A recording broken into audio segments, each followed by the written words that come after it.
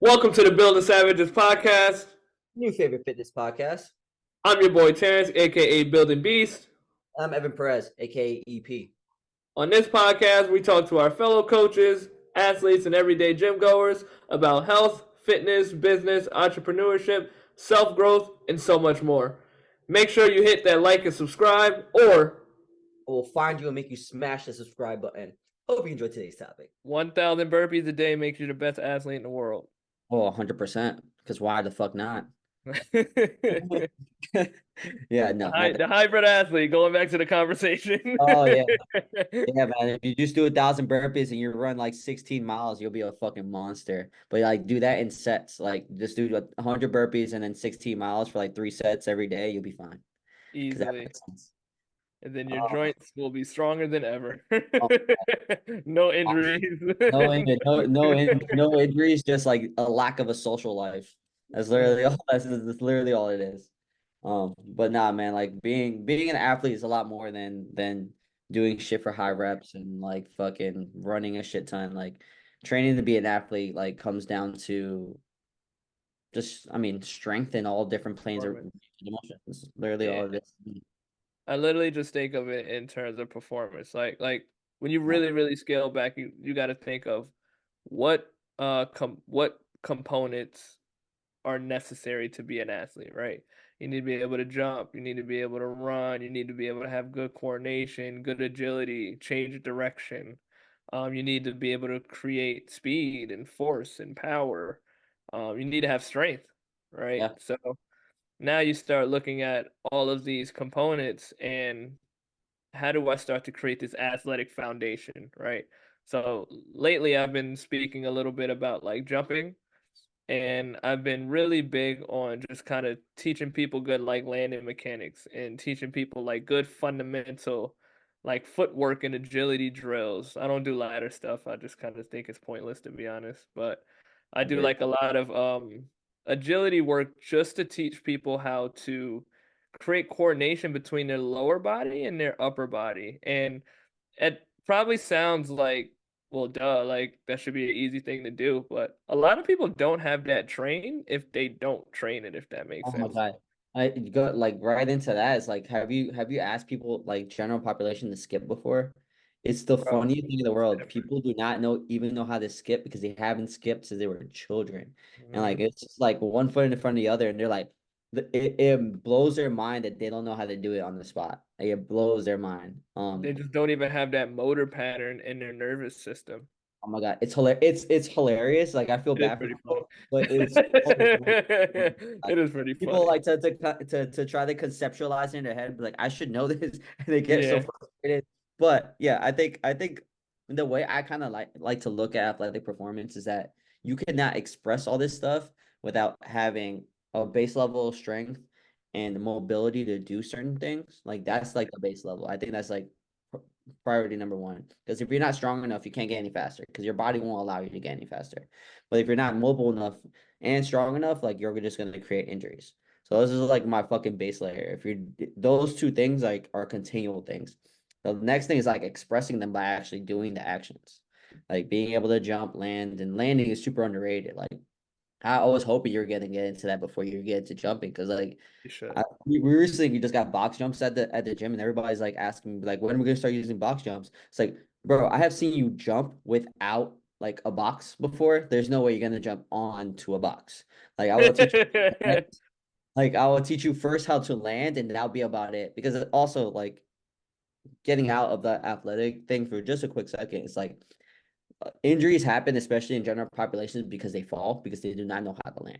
Yes. Landing is a very instrumental thing that people need to learn because it's going to teach them how to build rigidity when they do land and not avoid injuries, especially like people like 60 and older and shit like that. But getting back to athletics and stuff like that, being able to express it and being able to express is understand the technique of how to run and actually being able to sprint and doing sprints more often and doing jumping more often, jumping laterally, working on coordination.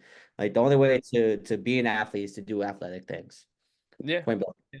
Capabilities, performance, right? Skill development. and Yeah. that's the biggest part. I love that we brought up the landing part because I always tell people like your jump is only as good as your landing. I Yep. don't care how high you can get. If you have an unstable landing and you just have really bad jumping mechanics, your lifespan on jumping is going to be extremely short-lived. You're just going to be one bad landing away from a really bad injury. Exactly. So I oftentimes make sure that we can land comfortably. We can land off on a single leg. That's very important to me too. That we can jump off of a single leg, not necessarily like it has to be like max out power, but being able to do something just as basic as a skater, right? I remember when I was coming from like powerlifting like severely, and that was like all of my training. I couldn't do skaters to save my life, and I thought it was the most embarrassing shit in the world. Like a skater, Yeah. and a Crazy. skater is literally just hopping off of it's a hop. It's not even like a full jump. It's like a hop off of one leg into your opposite leg and just back and forth. I was Exactly. falling all over the place. I couldn't get my weight centered. Like I had like no foot connection to the ground, no ankle stability. Like it just wasn't trained, Yeah. right? So one thing that I personally use just to kind of set a good foundation athletically for a lot of people is a jump rope. I think it's one of the best things that you can use to create good foundation because it covers so many things and it's just low risk, high reward, and it's relatively one of the cheaper gym equipment thing that you can find for like a good budget. Well, You that part you can do that. You can literally do that anywhere. Anywhere. Did you see just a sidetrack just a little bit? Did you see that you can buy like a jump rope that counts your jumps, but there's no rope? I Like saw that. this is like one of those things where there's just like little fucking balls at the end. You just do that. I Oh, was I like, didn't see that. I didn't know there was yeah, no rope. yeah, That's kind of yeah, there's no crazy. rope. No, there's no rope. It's just like Oh little shit. little like you ever like remember one of those kids that just the little thing that's just spins Yeah. around like that and you just jump over it. I'm like, yeah, that's not the point of a jump rope. Like That's not the point of the jump rope for you could sure. just do that without it. The jump rope is to build coordination and timing and speed and being able to like I mean jump over a fucking rope. I don't it's one of those things where like the only way you get better at it, especially you have to do it. And a lot of people are scared to do it because they're embarrassed, but like the only way to get better at it is to fucking do it. Like Just do it. Yeah. Like you're gonna fuck up a couple times. You're gonna hit your toes. Like all exactly. of that is a part of the process. It teaches you how to be light on your feet. It builds a lot of work capacity in your ankles and your feet, which is very important. Like if you go start doing a lot of jumping, your feet get tired, your ankles get sore, your tibias get a little beat. So one of the good ways to build up the capacity for that, you start learning how to bounce and you start learning how to have a lot of capacity of just being able to jump onto your toes continuously on and off without being sore for like a week. I know Yeah. like if you don't jump rope and you just go cold turkey in a jump rope and after like years, your Bro, calves, your fire. quads, your feet, like on fire for like a Fire. week. Yeah. Till it's Yeah. not. So it's not. It just Yeah, you just till it's not. But it does start off like that. So don't over jump yourself when you first get into it because it will be aggressive until it's not though. Because like the point of anything else, you want to build that adaptation. yes. I think and getting away from a little bit of jumping is like an athlete has to not only be coordinated, has to learn how to jump, but also needs to be explosive. And people rush to the explosive without building the strength. The base layer of power is strength. For You can sure. only elicit more power if you're strong enough to elicit to have you have enough strength to elicit that power. For So it's one sure. of those things where like people want to get faster in sprinting, and yeah, you can work on your technique and you can sprint more and stuff like that. But the only way to get faster when you're sprinting is to build your legs strength up. And a lot of people don't understand how important hamstring quad strength is one thing, but without having the strong enough hamstrings to sprint and to break, a lot of people that's how you get like a lot of these people get hamstring pulls, especially when they're fucking Absolutely. hip flexor issues when they don't have to do it because they don't train their hip flexors, and that's another story for another time. But for me, what people don't understand is that you have to think about sprinting and enlisting power, especially just in sprinting, in the sense of like you don't want Honda brake pads on your Ferrari. So Yeah. like you won't be able to break. So your body automatically isn't going to allow you to sprint faster if your hamstrings don't have the power to stop yourself. So you have to kind of think about it that way. It's to elicit power, you have to have the strength to elicit said power. So you need to be strong enough to do it, be able to be mobile enough to handle the stresses of landing on something weird. You know, like what makes like Patrick Mahomes, and this just happened because of the Super Bowl, but you know why Patrick Mahomes is able to do so many crazy things that he's able to do is because he gets in those different ranges of motion multiple times when he trains. So Yeah. like he's like bending backwards, he's like throwing off to the side, he's like turning and twisting and stuff like that. And being able to be rigid and training in those planes of motion are super important. But like doing that stuff and being able to do that stuff, that's what strength training is. And I think Yeah. people don't know too. It's like this is where you experiment and you're able to do all this stuff so you can do it on your fucking on the field. That's really what it is. Yeah, and the formula for power is strength times speed, you know. Yeah. So if you really just want to break it down on a foundational level for someone to understand even more, it's like, well, why is it important to be strong to have power? That's because that's the formula. And having the strength allows you to create force into the ground. So Yeah. if I'm sprinting, I want to be able to create enough force that can meet the ground and catapult me even more into my sprint. So if I don't have enough strength to really drive my hamstrings and glutes through, then I'm not really going to be producing a lot of power. And it's Exactly. easier to produce speed when you have the strength foundation opposed to the other way around. And that's Exactly. my opinion on that one. Yeah, I think and it just comes to good programming and making sure that you're hitting all the notes. And I think also like this is for the people that are actually in athletics. Like a lot of times when you're athletics and you're training, when you're strength training, a lot of times your program has to do with stuff that is not on the field.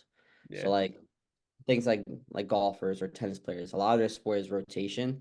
Like I'm not really training rotation in the gym, like maybe like a little bit here and there. I'm really training stability and anti-rotation, like making sure that they're fluid and they're rigid and making sure that they're able to react and be able to anti-rotate because all they if they over rotate, that's how they hurt themselves. And that's Yeah. all. Need to be able to Also create tension. and create tension. But And the they're consequence already good at rotation if they're playing if they're golfing. exactly. So like you also don't want to add more more flame to the fire by over rotating more and more and Yes. more Yeah. and more. Like strength training should be a time to get away from that and build other things up. Because you're so one dimensional, you want to be able to have so much other things go on. That's how you prevent Yeah, injury. I think that's such a good point to bring up because a lot of people try to be so sport specific and Yes. be like, I need all of my training to mimic what I'm doing on the field. And Mhm. it's like, now I remember way back in the day, I had a guy who really liked to play, I want to say it was volleyball and tennis. It was probably both. Mhm. So in the gym, he was always looking for, he was like, well, how do I find ways to make my tennis swing a little harder? And he's like, before we started training, he would like take a band and try to mimic with the band, moving. And then he would always come to me. He was like, I'm having shoulder pain. I'm like, yeah, because you have a weak shoulder and you're jamming yourself away at this band with no control, thinking that that's kind of translating over to you swinging a tennis racket. I'm like, bro, you could just do some overhead presses right now, honestly. Like, and his overhead press was extremely weak. His shoulders were completely like lacked stability, strength in the overhead position. So once we started doing things like that, magically all Yeah. of his power started, you know, translating to him with the tennis racket. And I'm like, everything and just kind of really educating the general population or even athletes just like we don't have to make these things so sport specific to the move because you're still already good at these patterns because you practice them on a daily and weekly basis. So Yeah. now my goal as the coach is to assess you on where your strengths and your weaknesses are, build up that so now you can take this performance that we've added into your foundation to bring it already to the skills you already possess. Because we're not skills coaches at the end of the day. Yeah, it's we're here. I mean, not even that we're here. It's honestly like strength training programs for athletics is super fucking basic. And I think anybody that tries to overcomplicate it by making you jump here, jump there, use a ball there in the middle of your training and stuff like that, Like that's a little too much. Like when you come see strength coaches, fitness coaches, or whatever like that, and you want to work on your game, a lot of it is just building the strength and foundation to make you Yeah. stronger for that aspect, and also prevent injuries, like overuse injuries and stuff like that. Like if you keep hammering away at the same fucking thing with a band with no control, like your goal should be to control. And Yeah. because Yeah.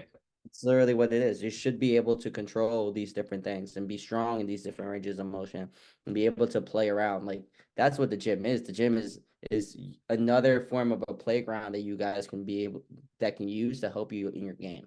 It's literally what building an athletic foundation is about. Is like being able to do everything without doing harm. Yeah, yeah, pretty Uh, much. And improving like if you're not good at your sport, you're just not gonna be good at your sport, at the end of the day. So you want to save your skill development and your skill training yeah, for the coaching in that world, and yeah, then all of your performance aspect stuff should come from building up your strength, your agility, your range of motion, your flexibility, literally the fitness aspect of it yeah, pretty starts to much. move into your performance. So just we can conclude it. We can conclude a little bit just to wrap up what we discussed in terms of building up our athletic foundation. It's very important that you have coordination, knowing how to control your upper body with your lower body, having good footwork, good timing, good strength, good mobility, knowing how to create power, speed. Any other things you might want to throw in there, Evan? Yeah, I think the base level of all athletic foundation is strength and being Yeah, able to move. So I think people need to understand that it needs to do le doing less in the gym that involves your actual sport is going to help you. Like do the things that you don't do. Necessarily what you have to start building. It's building the avenues that build strength in this in aspects of what you don't do. If you're very like linear like sport athlete like a track star, you have to start working laterally. You have to build strength in different avenues and stuff like that. If you're very like laterally like a fucking tennis player, like you start building strength like linearly or building strength in different planes of motion. Like that's super important. Like don't be adding to the fire. Like do a little bit less, build the strength, and that will help you get your game better. Trust me. yeah, build your weaknesses. Like, build your weaknesses. That's it. Strength are gonna be your strength. Not to say you're not gonna exemplify your strength and really like make those stronger, but like your weaknesses will help your strength. Yeah, But just working on your strength will only make you compensate even more for the weaknesses you don't have.